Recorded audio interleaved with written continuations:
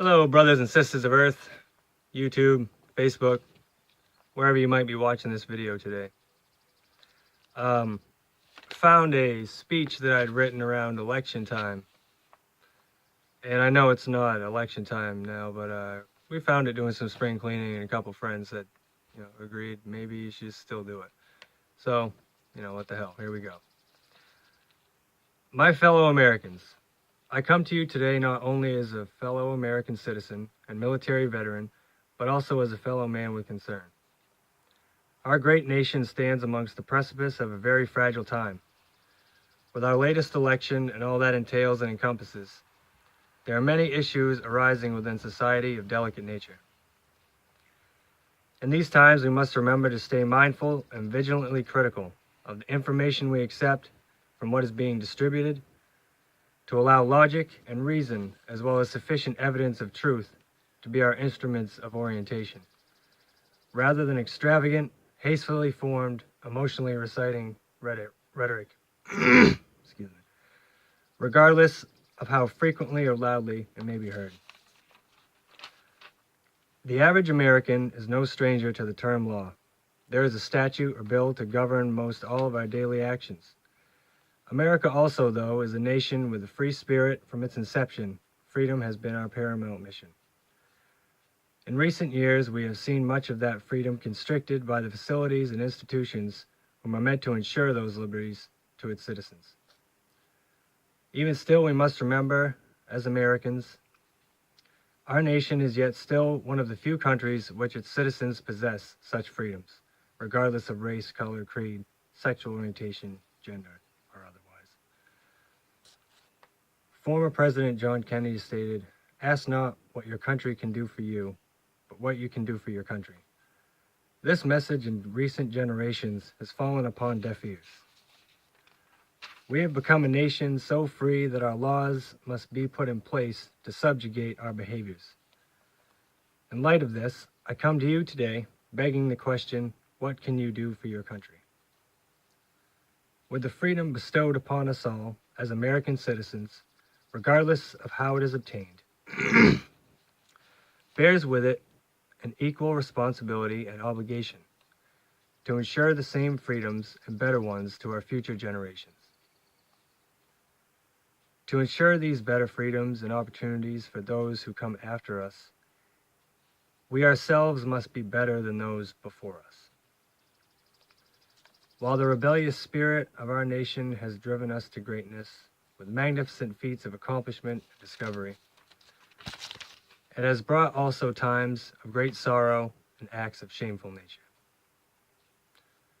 President Kennedy also stated, "A mistake also only becomes so if you refuse to correct it." So today I ask my nation to begin to correct our mistakes and shortcomings, to begin to cease ideologies of external blame and adopt ones of internal resolutions, to become a society who needs not excessive governance, so we may one day discard unserving and unjust laws by demonstration that they are not needed, to set higher standards and precedents for those to come after us, and further the greatness of our nation and future generations as well as the world, to be an example to emulate rather than one of disinclination, to demand better of ourselves for the betterment of all, to utilize our freedoms and rights in a manner that is constructive rather than catastrophic, practice caution and diligence in our coital actions rather than the need to have it dictated by our governance, so we may set a higher sense of responsibility and self-worth to our future generations, to allow compassion and justice to be the instruments of our decisions, rather than fear and egocentrism. We must strive to be better and stronger, and hold ourselves to a higher standard, not only of our thoughts, but also of our actions. Many would ask to state, what good will it do? Well, to them, I ask to replace the it in that sentence with an I. What must strive to ask this of ourselves every day? Not only for the preservation of our way of life, but also the preservation and progression of mankind itself. So what good will you do today? What example will you set for the young eyes watching, regardless of whether you're kin or creed? For they are the future of not only our country, but our race, and also the future keepers of the world. So how will we show them the way, and to what end?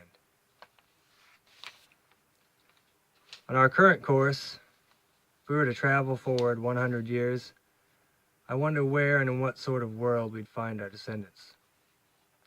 We have already done much damage to the earth we inhabit, as well as to each other, whether disputes or mistreatment in the past or in our current time. Against any race or group of people subject to suffering or mistreatment, regardless of native or foreign origin, today we possess more technological capability than any time before in history.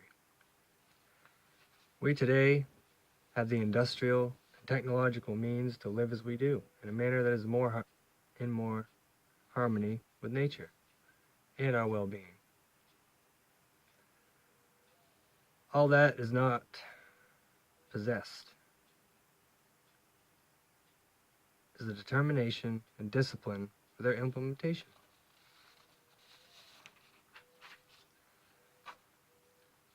To strive to raise the standard of not only our country but the world in such industries such as energy production, mechanical technologies, agriculture, and disposal methods.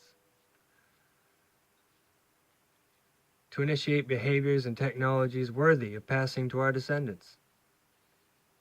To better educate and mentor the ones who come after us so that we may have a better world for those who come after them. With these things in consideration, I ask my fellow countrymen and women to keep this message steadfast in your minds and in your hearts. Stay mindful and vigilant to your thoughts and our actions. And strive to make the world better than we came into it. To be the generation that forever changed mankind's destiny for the better.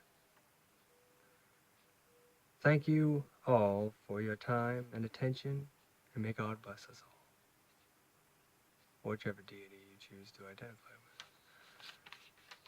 with. The universe, whatever. Allah, whatever. Whoever you pray to. But I mean, I think you can get the main gist of the message that I was trying to convey in the speech. Is, pay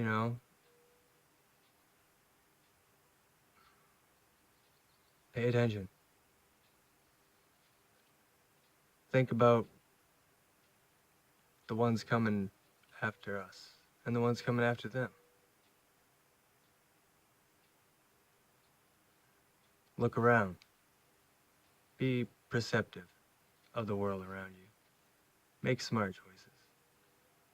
Be smart. Be smart with your life. Because, you got little eyes watching you. And they're going to grow up. I mean, even if you don't have children of your own, you do, because you have kids that look up to you in some fashion. Everybody does. Even if you think you don't, you do. So, take a step back, stop, look at the world, and ask yourself honestly, is this a direction that's good? Going to be good long term for other people? Start adopting some different habits. As you'll find that you'll want to find some different ones. So yeah. Y'all take care out there. And be nicer to each other.